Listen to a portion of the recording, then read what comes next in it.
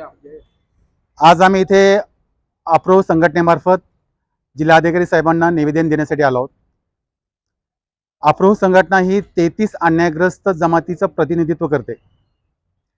28/6/2024 रोजी माननीय मुख्यमंत्री देवेंद्रजी फडणवीस यांनी महादेव कोळी व इतर जमातीचे प्रतिनिधी यांची एक बैठक बोलवली होती। त्या बैठकीमध्ये अन्यायग्रस्त जमातींच्या लोकांच्या प्रश्नाबाबत सहिंसा होणार होती व त्यावर कार्यवाही होणार होती। परंतु ती महत्त्वाची बैठक तथाकथित आम्हीच ओरिजिनल आदिवासी समाज संघटनांनी ती बैठक धुडकावून लावली।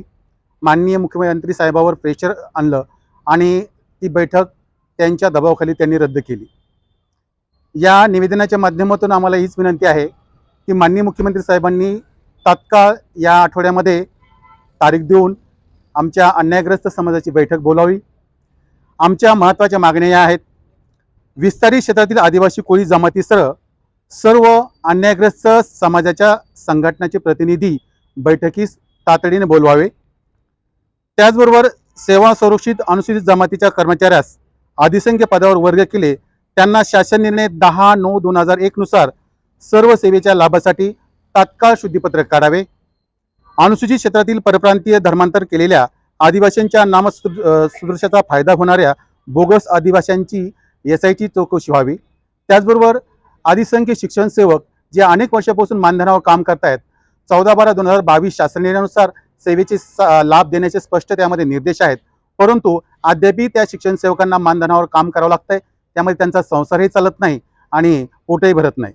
तरी त्यांना तातडीनं सहशिक्षक वेतन श्रेणी लागू करून 14/12/2022च्या शुद्धीपत्रकाद्वारे त्यांना त्यांच्या कुटुंबांना आधार द्यावा ही आम्ही अप्रो संघटनेच्या माध्यमातून निवेदनातून सरकारला माननीय मुख्यमंत्री देवेंद्रजी फडणवीस यांना विनंती करत आहोत।